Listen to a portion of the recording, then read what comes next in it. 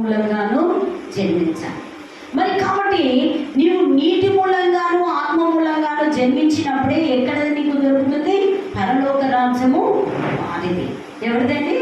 నీటి మూలంగాను ఆత్మ మూలంగాను జన్మించినప్పుడే పరలోక రాజ్యము వారిది. కాబట్టి ఇక్కడ అంటున్నాడు, నికోదేముతో ఈ విధంగా యేసయ్య మరి ఈయనతో మాట్లాడుతున్నాడు. మాట్లాడి ఈ విధంగా ఉంటేనే పరలోక రాజ్యము ఇలాంటి వారిది అని చెప్తున్నాడు. ఇక్కడ ఏమని చెప్తున్నాడంటే చూడండి, దేవుడు మూలంగా పుట్టిన ప్రతి వాడు ఆయనలో ఆయన బీజం ఉంటుందట. అంతేనా కాదా? మరి ఉండడమే కాక నిలుచును. మరి గనుక వాడు పాపము చేయడు. ఏంటి? పాపము చేయడానికి భయపడతాడు, తప్పు చేయడానికి భయపడతాడు. అమ్మో, దేవుడు నన్ను చూస్తూ ఉన్నాడు. హల్లెలూయా. ఏదైనా తప్పుగా మాట్లాడాలన్నా భయపడతారు. అంతేనా? ఏదైనా తప్పు చేయాలన్నా భయపడతారు. ఏదైనా తప్పుగా మాట్లాడాలన్నా కూడా ఆత్మ ఏం చేస్తుంది? నేను గర్దిస్తుంది. నువ్వు చేసేది తప్పు, నువ్వు చేసేది తప్పు, నువ్వు అనేది తప్పు, నువ్వు ఇలా ఈ విధంగా నడవాలి అనే పరిశుద్ధ ఆత్మదేవుడు మనల్ని హెచ్చరిస్తూ ఉంటాడు. ఎప్పుడు హెచ్చరిస్తూ ఉంటాడు?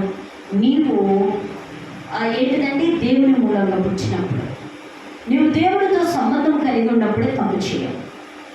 నీవు దేవుని సంబంధివి కానప్పుడు, నీవు అపవాది సంబంధివి అయినప్పుడు నువ్వేం చేస్తావు? తప్పు చేయడానికి కూడా వెనకాడవు. తప్పు చేయడానికి కూడా వెనకాడవు. అంతేనా కాదా?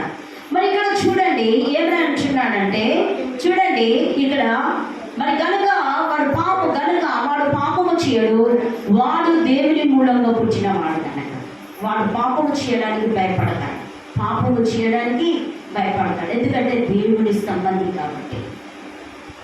మనం ఇక్కడ క్లియర్గా మనకు తెలుస్తుంది దేవుని సంబంధి ఎవడో, అపవాది సంబంధి ఎవడో అనేది తెలుస్తుంది. మాటల్లోనే, ప్రవర్తనలోనే, మన నడవడికలోనే సమస్తము తెలిసిపోతుంది. ఎందుకంటే దేవునికి సంబంధి ఎవరు, దేవుని సంబంధి కాని వారు ఎవరు అన్నది తెలిసి గుర్తుపట్టవచ్చు. ఎందుకు? ఎవరు గుర్తుపడతారు? ఆత్మ సంబంధులు గుర్తుపడతారు. దేవుని యొక్క ఆత్మ సంబంధులు గుర్తుపడతారు. కాబట్టి ఇక్కడ అంటున్నాడు చూడండి, మరి ఇక్కడ చూడండి, పాపము చేయడు కనుక పాపము చేయవాడు అపవాది సంబంధం. ఇక్కడ క్లియర్గా చెప్తున్నాడు, పాపము చేయవాడు.